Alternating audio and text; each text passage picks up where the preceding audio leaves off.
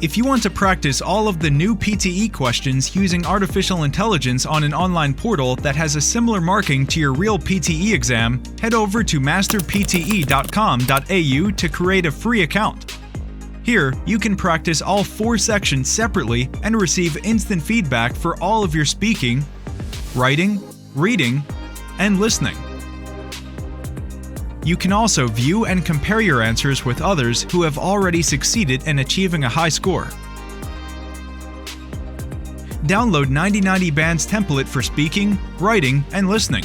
Take mock test, receive instant result, overall feedback, and in-depth analysis which helps you pinpoint exactly where you lose points. masterpte.com.au, the best PTE practice software in the world. A lot of us are not aware of the extraordinary successes of the Millennium Development Goals, several of which have achieved their targets long before the due date. That proves that this species of humanity is capable of achieving extraordinary progress if it really acts together and it really tries hard. But if I had to put it in a nutshell these days, I sort of feel that globalization has taken us by surprise, and we've been slow to respond to it. If you look at the downside of globalization, it really does seem to be sometimes overwhelming. All of the grand challenges that we face today, like climate change and human rights and demographics and terrorism and pandemics and human slavery and species loss, I could go on. We're not making an awful lot of progress against an awful lot of those challenges. So in a nutshell, that's the challenge that we all face today at this interesting point in history. That's clearly what we've got to do next. We've somehow got to get our act together, and we've got to figure out how to globalize the solutions better so that we don't simply become a species which is the victim of the globalization of problems.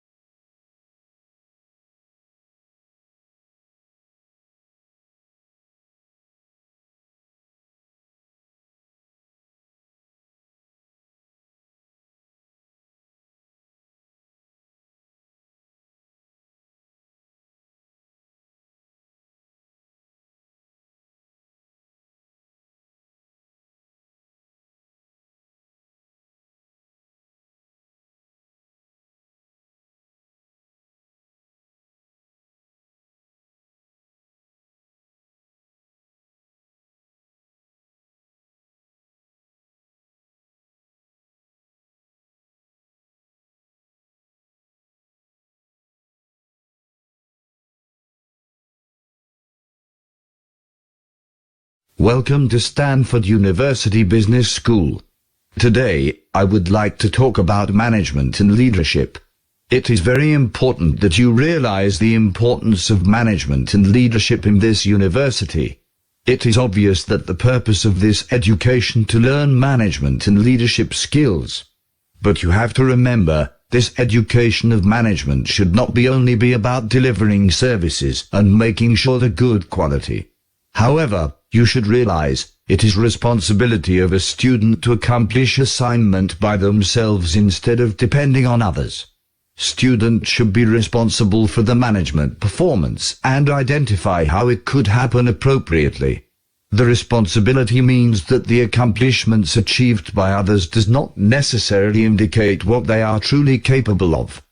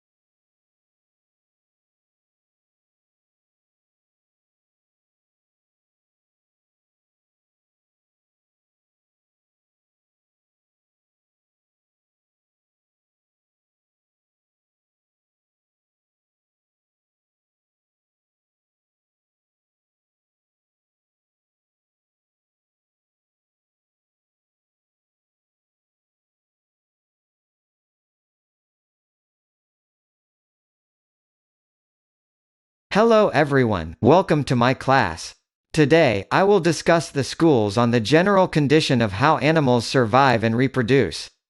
This is very interesting because an animal survives and reproduce mainly involves factors which include temperature tolerance, body size, behavior, and the altitude they live in. Here is an example: imagine animals that can survive only in hot environment. Now if these same animals are put into a freeze, you will notice it will die very soon.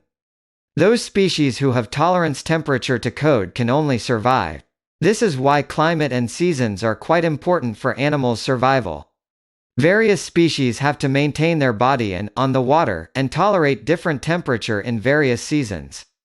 Finally, I would like to point out that some of these species or animals can adapt to climate change by changing their behavior in daily activity in the habitat they live in.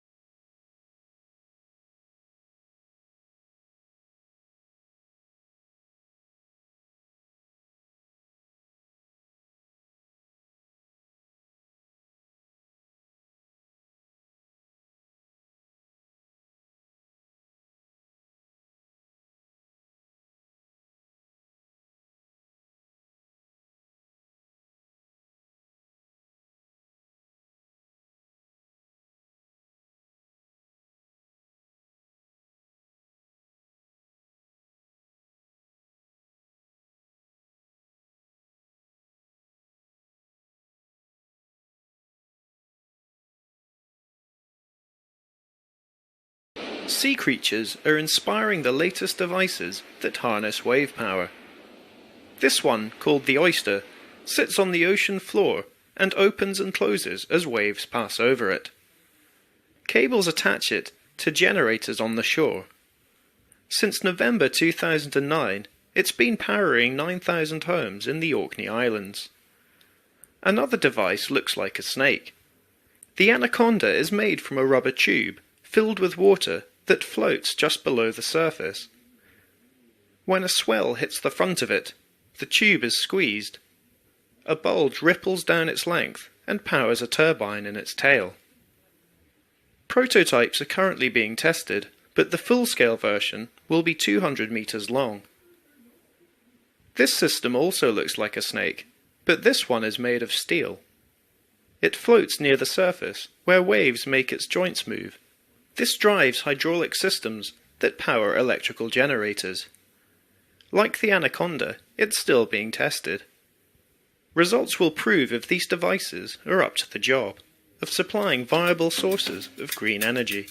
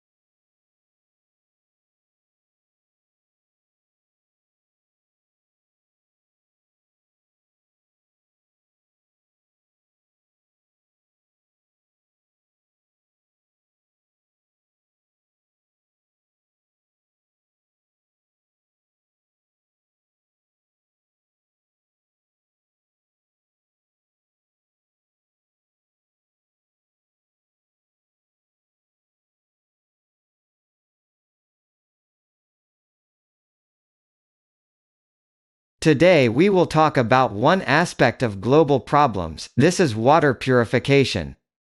We have been studying in FEARS how to deal with water pollution, and yet today we still face the challenges of how we can purify water. There is an organization called CBAM Foundation that is working on this problem and focusing on human health. Unlike the underdeveloped countries, the developed countries are fortunate and have access to bottled water. They have also water access through the tap. But pure water is still a global problem, and we need to solve this as quickly as possible. One solution came by about this is to introduce nanotechnology, and both countries that have not sufficient water resource nanotechnology will be used to find corresponding solutions, and we can expect the problem can be solved very soon.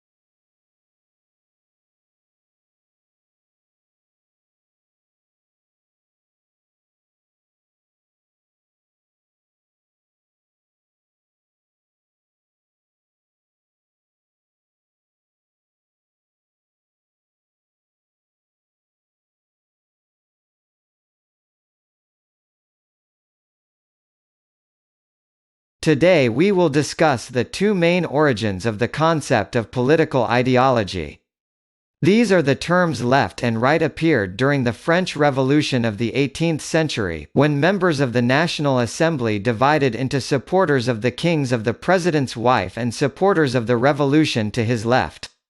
However, the left and right wing became conceptualized since the French Revolution. The left side of the speaker podium and the assembly became the political left wing. This left wing is aggressive in nature. On the other hand, the right side of the speaker podium became conservative, which is the part of the old regime.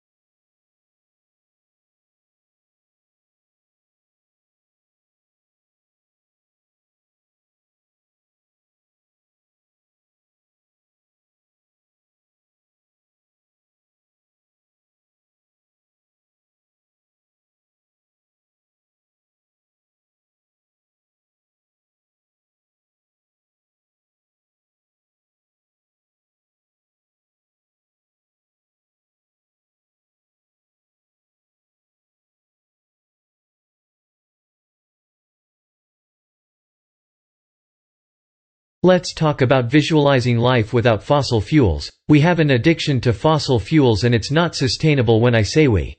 I'm talking about the so-called developed world. The developed world gets 80 or 90% of all its energy from fossil fuels and living on fossil fuels for energy. In this way, it's not sustainable for three fairly obvious reasons. First, on the left, easily accessible fossil fuels are a finite resource and so some point that resource will be exploited and humanity will have to do something else. Second, setting fire to fossil fuels puts carbon dioxide upstairs.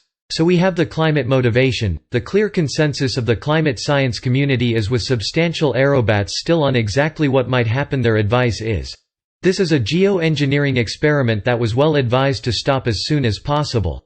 And third, even if you don't believe in climate change and even if global fossil fuels aren't running out, today it might be the case that your fossil fuels or our fossil fuels in a particular country or state have run out and you might depend on other countries or states for fossil fuels in the future. So you have a security of supply motivation for saying let's look into really getting off fossil fuels in a serious way.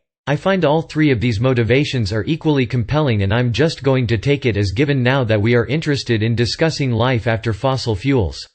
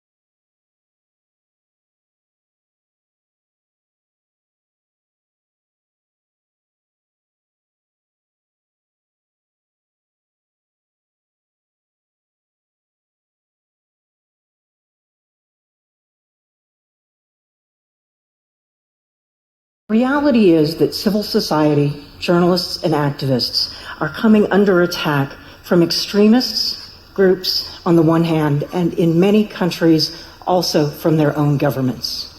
We're seeing bloggers and journalists being jailed, charged, and intimidated by their own governments, many of which are allies with the West in the war on terror.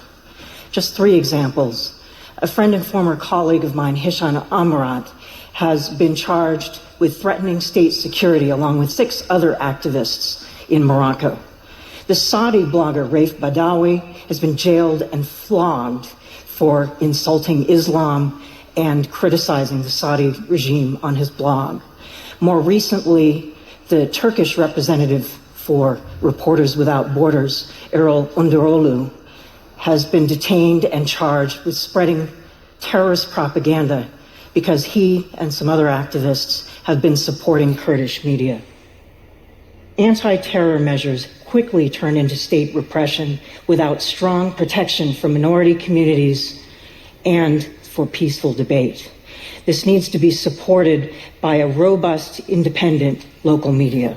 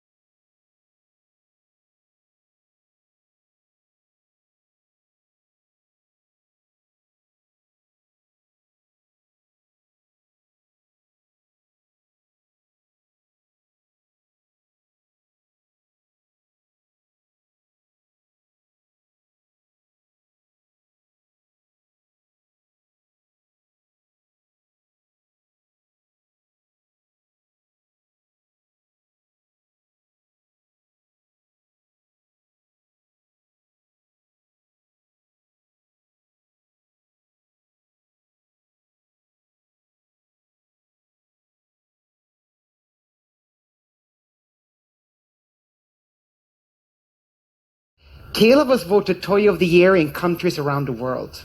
She connects to the internet and uses speech recognition technology to answer your child's questions, respond, just like a friend. But the power doesn't lie with your child's imagination. It actually lies with the company harvesting masses of personal information while your family is innocently chatting away in the safety of their home. A dangerously false sense of security. This case sounded alarm bells for me, as it is my job to protect consumers' rights in my country. And with billions of devices such as cars, energy meters, and even vacuum cleaners expected to come online by 2020, we thought this was a case worth investigating further. Because what was Kayla doing with all the interesting things she was learning? Did she have another friend she was loyal to and shared her information with? Yes, you guessed right. She did. In order to play with Kayla, you need to download an app to access all her features. Parents must consent to the terms being changed without notice. The recordings of the child, her friends and family can be used for targeted advertising. And all this information can be shared with unnamed third parties.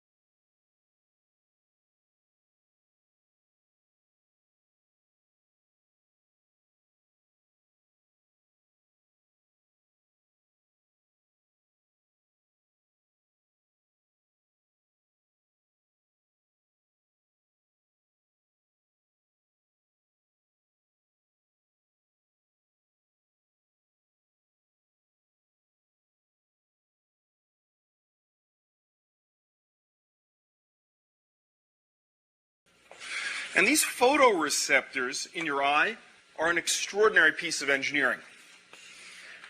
Do you know how sensitive a photoreceptor can be? What's the absolutely minimum possible detectable unit of light? 1 photon. Turns out your photoreceptors can, under appropriate circumstances, detect a single photon. Not in the bright light, but in dark adapted conditions, you actually have 1 photon sensitivity. Very impressive. Under appropriate conditions, mind you. Sound receptors. You've got sound receptors in your ear,